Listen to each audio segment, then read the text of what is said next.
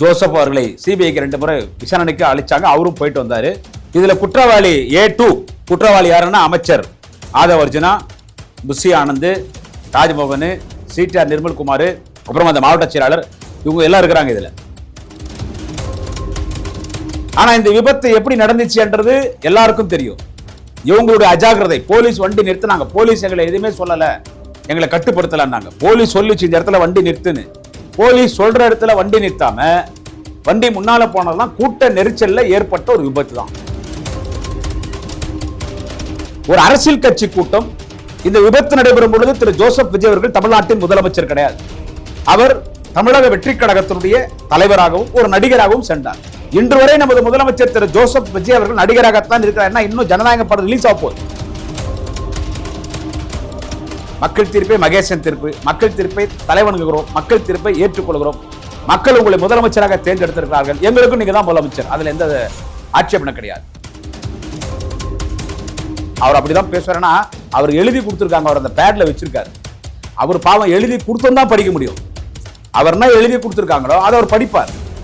அதே யாருன்னா ஒருத்தர் மாண்புமிகு திராவிட முன்னேற்ற கழகத்தின் தலைவர் தளபதி மு.க. ஸ்டாலின் அவர்கள் இன்னும் ஒரு வருடத்தில் தமிழகத்தின் முதலமைச்சராக பொறுப்பேற்க போகிறார்னு யார் எழுதி கொடுத்தாங்க, அவங்க எழுதி திரு ஜோசப் விஜய் அவரிடம் கொடுத்து விட்டா அவர் என்னடான்னு கூட பார்க்காம அதை படிப்பார். விமர்சனம் பண்ணி பேசி இன்னைக்கு திராவிட முன்னேற்ற கழகத்தின் மீது ஒரு அவதூறு பழிகளை போடுறாரு. அவதூறு பழிகளை போட்டு இன்னைக்கு அவரு என்னன்னு கேட்ட இடைத்தேர்தல் பிரச்சாரங்க இது. ஊழலின் ஊற்றுக்கண் புதுக்கோட்டை விஜயபாஸ்கர், குட்கா விஜயபாஸ்கர், அவர் யாரு? அன்னைக்கு தலைவர் தளபதி தான் கூப்பிட்டு போய் விஜய்க்கு ஆதரவு கொடுங்க, இல்லைன்னா கவர்னர் ஆட்சி வந்துடும். அது அவங்களே சொல்றாங்களே, எதிர்கட்சிகளே சொல்றாங்க. எங்களை அமிச்சிருந்தே தளபதி ஸ்டாலின் தான் அமிச்சாரு, கவர்னர் ஆட்சி வந்துரு போது விஜய்க்கு ஆதரவு கொடுங்கன்னு. இன்னைக்கு எங்களை விமர்சனம் பண்றீங்களே, நீங்க தானே சொன்னீங்க. அண்ணன் திருமாவளவன் சொல்றாரு, நீங்க தானே சொன்னீங்க விஜய்க்கு ஆதரவு கொடு, விஜய்க்கு ஆதரவு கொடுது. நீங்க சொன்னதால தான் விஜய்க்கு ஆதரவு கொடுத்தோம்.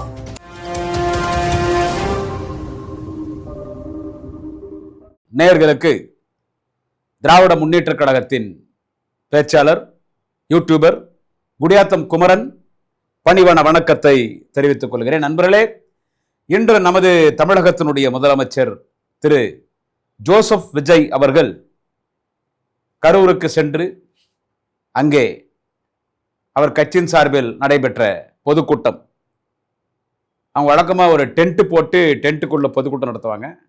அந்த ஒரு பொதுக்கூட்டத்தில் பேசியிருக்காரு. கரூரில்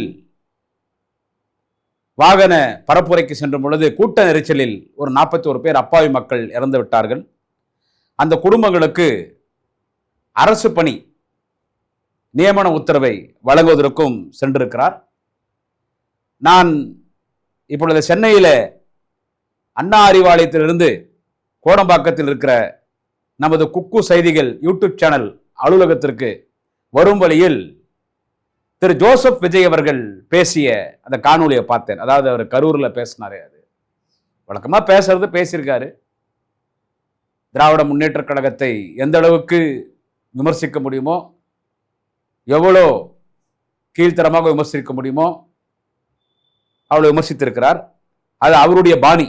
ஏன்னா யார் எழுதி கொடுக்குறாங்களோ அதை நமது முதலமைச்சர் திரு ஜோசப் விஜய் பேசுவார். அவர் எப்படி தேர்தல் பிரச்சாரத்துக்கு அவர் ஒரு 10 கூட்டங்களில் வாகன பிரச்சாரத்தில் பேசும் பொழுது அந்த முன்னால் ஸ்கிரிப்டாக ரெடியாக இருக்கும், அவன் அந்த பேட் இருக்கும் இல்லை, அதை பார்த்து தான் பேசுகிறாரு.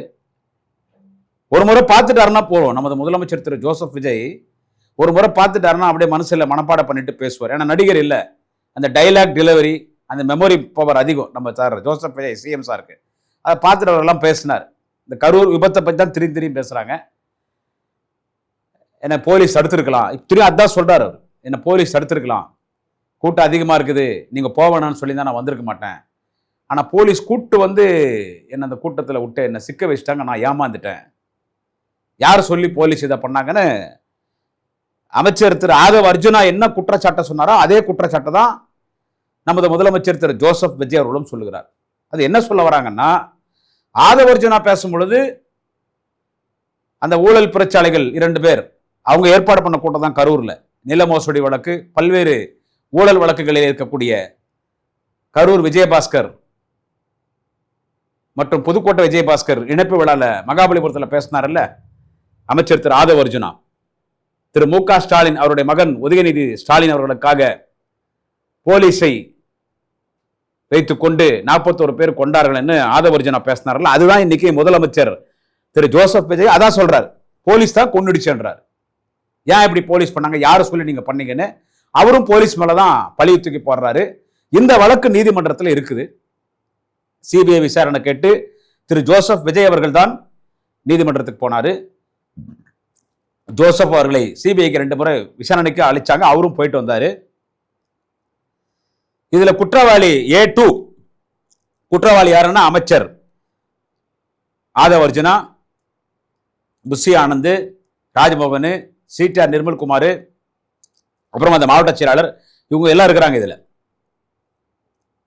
இதுல இவங்க திமுக தான் இதை பண்ணிச்சுன்னு சொல்றாங்க. இல்ல, இதுல திமுக யாரும் குற்றவாளிகள் கிடையாது. யாரும் இதுல அக்யூஸ்ட் A1 A2 கிடையாது. இவன் டு முதலமைச்சர் திரு ஜோசப் விஜய் அவர்கள் கூட இதுல குற்றவாளி கிடையாது. ஆனா இந்த விபத்து எப்படி நடந்துச்சு என்றது எல்லாருக்கும் தெரியும். இவங்களுடைய அஜாக்கிரதை, போலீஸ் வண்டி நிறுத்தினாங்க, போலீஸ் எங்களை எதுவுமே சொல்லல, எங்களை கட்டுப்படுத்தலான்னாங்க. போலீஸ் சொல்லிச்சு இந்த இடத்துல வண்டி நிறுத்துன்னு. போலீஸ் சொல்ற இடத்துல வண்டி நிறுத்தாம வண்டி முன்னால போனதுதான் கூட்ட நெரிச்சல்ல ஏற்பட்ட ஒரு விபத்து தான் இது. ஒண்ணு திட்டமிட்டு திராவிட முன்னேற்ற கழகம் திட்டமிட்டு இந்த கூட்ட நெரிச்சலில் அப்பாவி மக்கள் இறக்க வேண்டும் என்று இது திராவிட முன்னேற்ற கழகம் செய்த சதி இல்லை. எனவே மீண்டும் மீண்டும் அந்த பழியை தூக்கி திராவிட முன்னேற்ற கழகத்தின் மீதும் திராவிட முன்னேற்ற கழகத்தின் தலைவர்கள் மீதும் நிர்வாகிகள் மீதும் முதலமைச்சர் திரு ஜோசப் விஜய் அவர்கள் அந்த பழியை எங்க மீது சுமத்துறது, அங்க இருக்கிற ஆதவ் அர்ஜுனா போன்ற அமைச்சர்கள் அந்த பழித்துக்கு திமுக மீது போடுறது, இது கொஞ்சமும் நியாயம் கிடையாது. நீங்க ஆட்சிக்கு வந்துட்டீங்க, ஆட்சி அதிகாரத்தை வந்துட்டீங்க, நீங்க என்ன வேணாலும் பேசலான்னு பேசினா மக்கள் தான் இதுக்கு ஒரு நல்ல தீர்ப்பு கொடுக்கணும். இது நீதிமன்றத்தில் இந்த வழக்கு நடந்தது. எனக்கு ஒரு சந்தேகம். I am not an advocate. I am an after all Kumaran. I am a common person. I am a DMK orator. I am a YouTuber. எனக்கு ஒரு சந்தேகங்க. இந்த கரூர் வழக்கு நீதிமன்றத்தில் நடந்துட்டு இருக்குங்க. கரூர் வழக்கு நீதிமன்றத்தில் நடந்துட்டு இருக்கு. சிபிஐ விசாரணை போது ஓய்வு பெற்ற உச்ச நீதிமன்றத்தினுடைய ஒரு நீதிபதி வைத்து இந்த வழக்கை விசாரணை பண்ணிட்டு இருக்காங்க.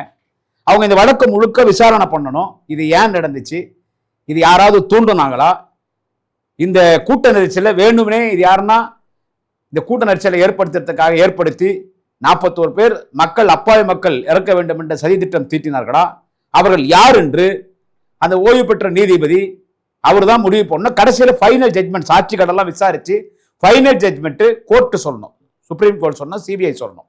சிபிஐ அந்த அறிக்கை வந்து கோர்ட்டில் தாக்கல் பண்ணணும். இப்படி இருக்கும்போது இவர் நமது முதலமைச்சர் திரு ஜோசப் விஜய் அவர்கள் கரூர்ல போய் அந்த மக்களை, நீங்க மக்களை சந்திச்சு உங்க கட்சி பொதுக்கூட்டத்தில் பேசுறது யாரும் வேணான்னு சொல்ல போறதில்ல. ஆனா நீங்க போன நோக்கம் என்ன, அந்த 41 பேர் குடும்பங்களில் உயிரிழப்பு ஏற்பட்டுச்சு, அவங்களுக்கு நீங்க வந்து பணி நியமனம் கொடுக்குறீங்க, அவங்களுக்கு அரசாங்க வேலை கொடுக்குறீங்க. அது பலர் கோர்ட்டுக்கு போயிருக்காங்க. ஒரு அரசியல் கட்சி கூட்டம் இந்த விபத்து நடைபெறும் பொழுது திரு ஜோசப் விஜய் அவர்கள் தமிழ்நாட்டின் முதலமைச்சர் கிடையாது. அவர் தமிழக வெற்றி கழகத்தினுடைய தலைவராகவும் ஒரு நடிகராகவும் சென்றார். இன்று வரை நமது முதலமைச்சர் திரு ஜோசப் விஜய் அவர்கள் நடிகராகத்தான் இருக்கிறார். இன்னும் ஜனநாயக படம் ரிலீஸ் ஆக போகுது, இன்னொரு 10 நாளோ 15 நாளோ ஜனநாயக படம் ரிலீஸ் ஆக போகுது. அவர் சிஎம் ஆன பிறகும் அவர் படம் ரிலீஸ் ஆக போகுது. So still now he is a cinema actor. Honorable Mr. Joseph Vijay is not only a Chief Minister of Tamil Nadu, now also is an actor. He is an actor. எனவே அவர் அப்போ நடிகரா இருக்கும்போது, கட்சி தலைவரா இருக்கும்போது அவரை பார்க்க போன கூட்டம் அது ஒரு அரசியல் கட்சி கூட்டம்.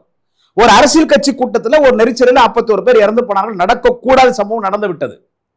சோ அரசியல் கட்சி கூட்டத்திலே நெரிச்சலில் இறந்து போனார்கள். அதாவது நம்மளுக்கு கர்ப்பிணி தாய்மார்கள் குழந்தைய கூட்டத்துக்கு எடுத்துட்டு போக கூடாது, வயசானவங்க போக கூடாது. இதை மீறி ஒரு நடிகரை பார்க்கணும், உச்சத்தில் இருக்கிற ஒரு நடிகரை பார்க்கணும். அவங்களுக்கு அரசியல், தமிழக வெற்றி கழகம் இதெல்லாம் மக்களுக்கு தெரியாது. ஏன்னா இறந்தவங்க அப்பாவி மக்கள். எனக்கு தெரிஞ்ச அந்த கட்சி நிர்வாகி கூட கிடையாது.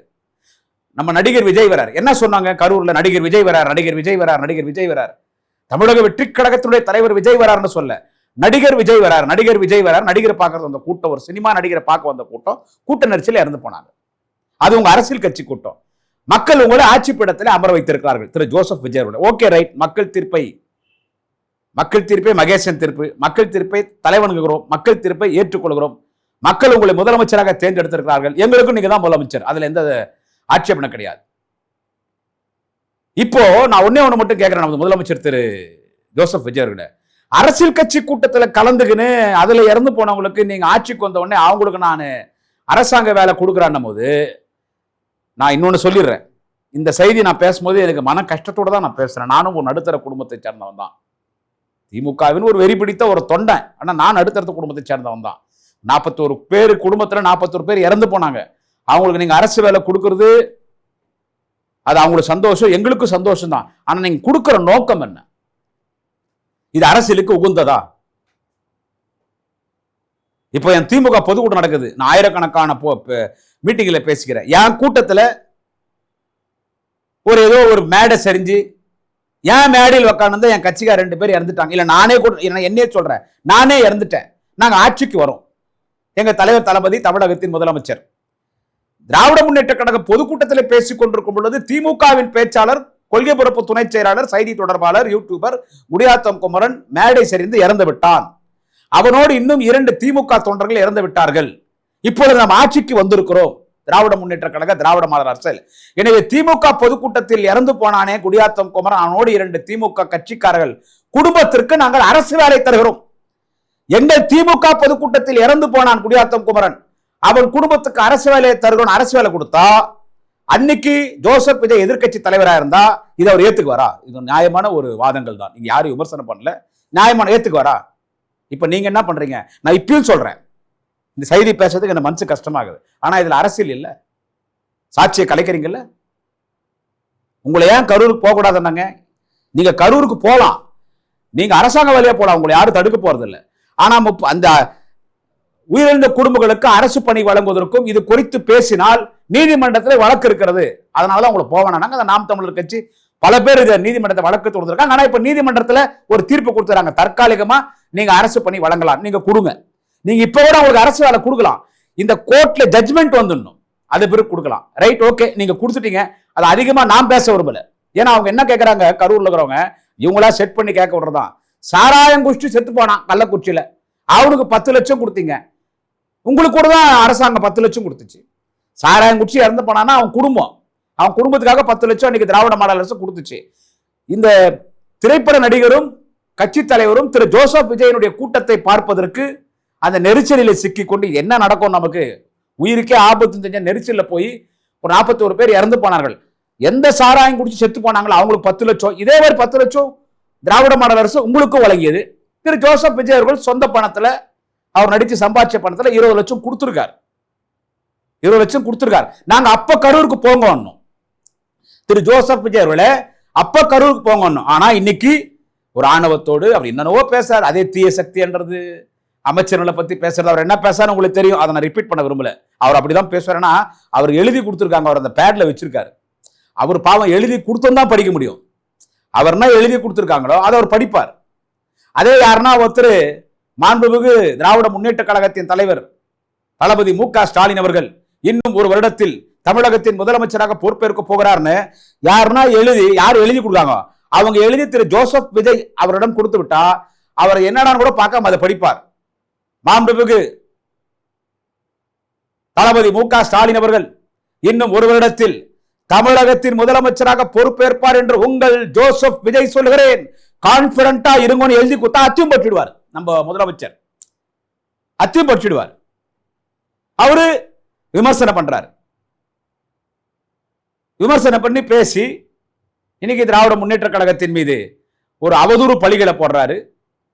அவதூறு பழிகளை போட்டு இன்னைக்கு அவரு என்னன்னு கேட்டா இடைத்தேர்தல் பிரச்சாரங்க. இது கோர்ட்டு போகக்கூடாதுன்னு வழக்கு இருக்கும் போது இதை குறித்து போய் ஒரு பேசுறார், பேசிட்டாரு. ரைட்டு, இப்ப நீதிமன்றத்தில் தற்காலிகமா பணி கொடுங்கட்டாங்க. ஓகே, நம்ம நீதிமன்றத்தை நம்ம மதிக்கணும். இப்பயும் சொல்றேன், அந்த குடும்பங்களுக்கு வேலை கொடுக்கறது கொடுக்க கூடாதுன்னு பேசுறது எனக்கு மனசு கஷ்டம். ஆனா இந்த வழக்கை திசை திருப்பறதுக்கு, சாட்சிகளை கலைக்கிறதுக்கு தான் இதெல்லாம் அவர் பண்றாருன்றதா எங்களுடைய குற்றச்சாட்டு. சரி, நீதிமன்றம் சொல்லிடுச்சு, நீதிமன்றம் சொல்லிடுச்சு. இப்ப என்ன, அந்த சத்யபாமான்னு பேசினாங்க, ஒரு சகோதரி பேசினாங்க. அவங்க whistle whistle whistle whistle whistle whistle விசில்ன்றாங்க. இடைத்தேர்தலுக்கு பிரச்சாரம் ஆரம்பிச்சிட்டாங்க. எல்லா மாநிலத்திலும் இடைத்தேர்தல் அறிவிச்சிட்டாங்க. இந்த மாநிலத்தில் அறிவிக்கல. நீதிமன்றத்தில் வழக்கு இருக்குது. ஏன்னா இன்னும் பல ராஜினாமா பண்ண போறாங்க. இன்னும் பல ராஜினாமா பண்ண போறாங்க. ஊழல் சக்திகள் ஊழல் சக்திகள் ஊழல் சக்திகள் ஊழல் சக்திகள் என்று பேசுகிற திரு ஜோசப் விஜய் அவர்களே, அந்த கரூருடைய சட்டம், அந்த கரூருடைய சட்டமன்ற உறுப்பினர் விஜயபாஸ்கர் யார்? நில மோசடி வழக்கு, கிரனைட் ஊழல், அவரே ஒரு ஊழல்வாதி தானே. ஊழலின் ஊற்றுக்கண் புதுக்கோட்டை விஜயபாஸ்கர், குட்கா விஜயபாஸ்கர், அவர் யாரு? அவரு ஊழல் ஊற்றுக்கண் தானே. நீங்க எங்களை சொல்றீங்க இனி எழுந்திச்சுக்கவே கூடாது, இனி எழுந்திச்சுக்கவே கூடாது அப்படின்னு பேசுற. அப்படி இடைத்தேர்தலில் தக்க பாடம் கொடுங்கன்னு சொல்லி இடைத்தேர்தலில் ஓட்டு கேட்கறதுக்கு போயிருக்கிறாரு. அவர் நினைச்சிருக்காரு நமது முதலமைச்சர் இனி எப்பவுமே நீங்க எந்திரிச்சிக்கவே கூடாது, நீங்க எப்பவுமே எந்திரிச்சே கூடாது. என்ன சொல்ல வர முதலமைச்சர் திரு ஜோசப் விஜய்னா, திமுக அழிஞ்சிருச்சு, அவ்வளவுதான் எங்க தலைவர் தளபதி ஸ்டாலின், இனி திமுக கிடையவே கிடையாது, இனி நான் தான் முதலமைச்சர் திரு ஜோசப் விஜய் அவர்களே. திமுக மாதிரி தோத்த கட்சி இல்ல, திமுக மாதிரி ஜெயிச்ச கட்சி இல்ல. ஓகேங்களா? அந்த ஆணவத்தை மட்டும் விட்டுருங்க, அந்த ஆணவத்தை விட்டுருங்க சார். விஜய் சார், ஒரு மிகப்பெரிய பழி திமுக மேல வந்தது.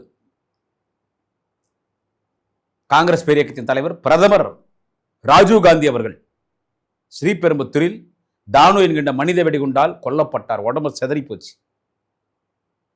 அந்த பழி அப்படியே தூக்கி அன்னைக்கு காங்கிரஸ் அந்த பழி யார் மேல தூக்கி போட்டாங்க? திமுக மீது போட்டாங்க. திமுக தான் கொலை பண்ணிடுச்சு, திமுக தான் ராஜீவ் காந்தி அவர்களை விடுதலை புலிகளோடு சேர்ந்து கொலை பண்ணிட்டாங்க, திமுக தான் கொன்னந்து அபயத்துக்கு பழி மேல போட்டாங்க.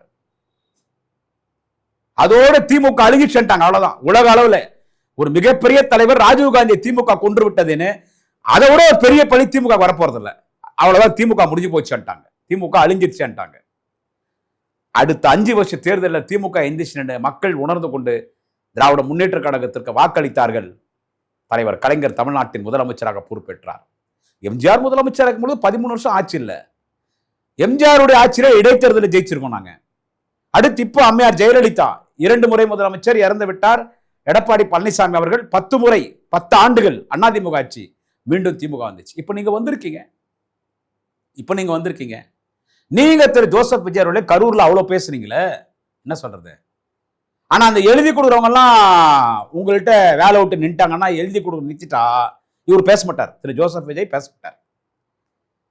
நான் அவருக்கு சொல்றேன், திரு ஜோசப் விஜயோட சொல்றேன், இப்ப நீங்க வந்திருக்கிறீங்க, இப்ப நீங்க இனிமே நீ வரவே முடியாது, நான் தான்றீங்க. மக்கள் உங்களுக்கு ஓட்டு போட்டாங்க, நீங்க முதலமைச்சர் ஆனது காரணம் நாங்க தாங்க. ஆமாங்க, பெரிய முதலமைச்சர் திரு ஜோசப் விஜயோட அலையெல்லாம் கிடையாது. பெரிய அலை இருந்தா நீங்க 200 தொகுதியில ஜெயிச்சிருப்பீங்க sir. Vijay sir, bro CM, நீங்க 200 தொகுதியில ஜெயிச்சிருப்பீங்க. இல்ல 96ல திமுக அப்படியே ஆட்சிச்சு, சும்மா 2 பிஎம்கே ஒரு 3 ஏடிஎம்கே அப்படியே ஆட்சிச்சு. திமுக ஃபுல் அடி, ஒரு அடி செம்ம அடி.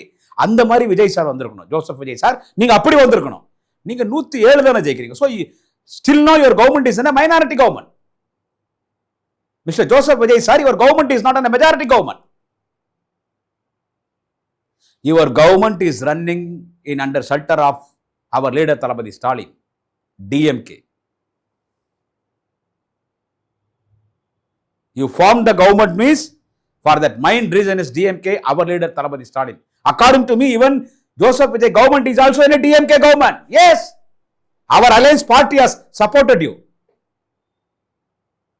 எங்கள் திராவிட முன்னேற்ற கழக கூட்டணி எங்களின் ஆதரவால் வெற்றி பெற்றிருக்கிற காங்கிரஸ், இந்திய கம்யூனிஸ்ட், மார்க்சிஸ்ட் கம்யூனிஸ்ட், விடுதலை சிறுத்தைகள், IMLU இவங்கெல்லாம் திமுக ஜெயிச்சவங்க. அதனாலதான் நீங்க ஆட்சி அமைச்சிருக்கீங்க. திரு ஜோசப் விஜய் அவர்களே, அன்னைக்கு தலைவர் தளபதி தான் கூப்பிட்டு போய் விஜய்க்கு ஆதரவு கொடுங்க, இல்லைன்னா கவர்னர் ஆட்சி வந்துடும். அது அவங்களே சொல்றாங்களே, எதிர்கட்சிகளே சொல்றாங்களே, எங்களை அமைச்சிருந்தே தளபதி ஸ்டாலின் தான் அமைச்சாரு, கவர்னர் ஆட்சி வந்துரு போது விஜய்க்கு ஆதரவு கொடுங்கன்னு இன்னைக்கு எங்களை விமர்சனம் பண்றீங்களே. நீங்க தானே சொன்னீங்க, அண்ணன் திருமாவளவன் சொல்றாரு, நீங்க தானே சொன்னீங்க விஜய்க்கு ஆதரவு கொடு, விஜய்க்கு ஆதரவு கொடுது. நீங்க சொன்னதால்தான் விஜய்க்கு ஆதரவு கொடுத்தோம். நீங்க உங்கள்ட்ட அனுமதி வாங்கி தான் அமைச்சர்கள் இடம் பெற்றோம். இன்னைக்கு அவங்க ஆட்சியில் இருக்காங்க, எங்களையும் குறை சொல்லி கட்டுறாங்க. எனவே இப்போ ஆள் பிடிக்க ஆரம்பிச்சிட்டார் ஜோசப் விஜய், ஆள் பிடிக்க ஆரம்பிச்சிட்டார். குதிரை பேரம் நடத்துறாரு பாரு, அப்பா ஷாமா குதிரை பேரம் நடத்துறாரு. 6 பேர் பிடிச்சிட்டாரு, இன்னும் பல பேர் வருவாங்க, ஏடிஎம்கேல பல பேர் வருவாங்க. இப்ப திரு ஜோசப் விஜய்களுக்கு என்னன்னு கேட்டா, என்ன இருந்தாலும் நமக்கு இன்னொருத்தர் ஆதரவால கவர்மெண்ட் நடத்தி நிற்கிறோம், கத்தி மேல் நடக்கிற மாதிரி இருக்குது. நம்ம தனிக்காட்டு ராஜாவா இருக்கணும். நமக்கு இன்னும் 15 எம்எல்ஏக்கள் வேணும். 6 பேர் இருக்கிறாங்க, நமக்கு 15 பேர் ரிசைன் பண்ணிட்டு 15 மிசைல் ஜெயிச்சிட்டா நம் ஃபுல் மெஜாரிட்டி. ஊழல் இல்லை, 2 மாசத்துல ஊழல் நடந்துச்சா, லஞ்சம் வாங்குறாங்களா, இபில அந்த ஒரு அம்மா பேசுனாங்களே ஊழல் இருக்குதா, ஊழல் ஒண்டிச்சுன்னு பேசுறீங்களே, இருங்க சார் விஜய் சார் இருங்க. உங்க கட்சிக்காரெல்லாம் லோக்கல் வந்து பாருங்க, எம்எல்ஏஸ் எல்லாம் அதான் வேணாம். என்னத்துக்கு கொஞ்சம் பொறுத்து இருக்கணும். நீங்க பேசுங்க, எவ்வளவு பேசுங்க பேசுங்க. டூ மச் இஸ் டூ பேட்னு நீங்க சொன்னீங்க. என்னது இன்னைக்கு பேசும்போது too much is don't part, too much is too bad, talk less work more. Yes, even I also accept that. We should talk less, we should work மோர்.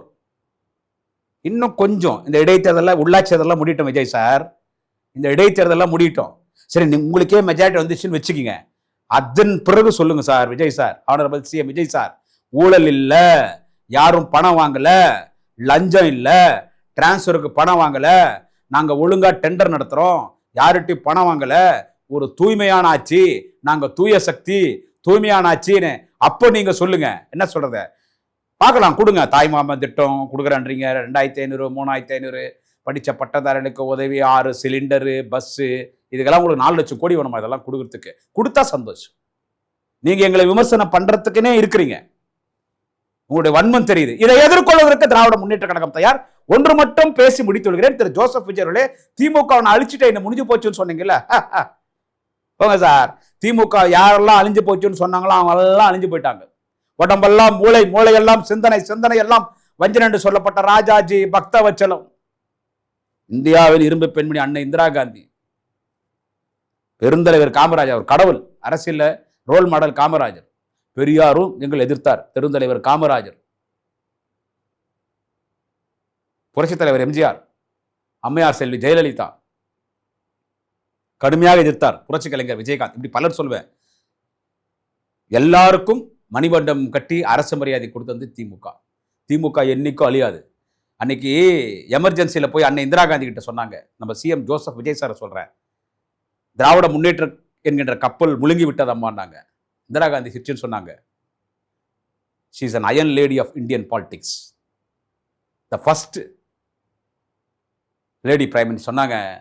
அது கப்பல் கடல்ல முழுங்கிச்சு, திமுகன்ற கப்பல் நீங்க சொல்றீங்க, கப்பலில் திமுக என்ற கப்பல் நீரில் முழுங்கி விட்டது, அதை நீர் மூழ்கி கப்பலாக மாற்றுகிற ஆற்றல் கலைஞருக்கு உண்டுன்னு சொன்னவங்க அண்ணன் இந்திரா காந்தி.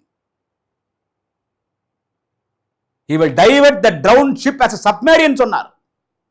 அந்த முழுங்கி இருக்கிற அதை வந்து சப்மரீனா மாத்துவாரு, நீர்மூழ்கி கப்பல். அவருடைய மகன்க தலைவர் தளபதி ஸ்டாலின், அவருடைய மகன்.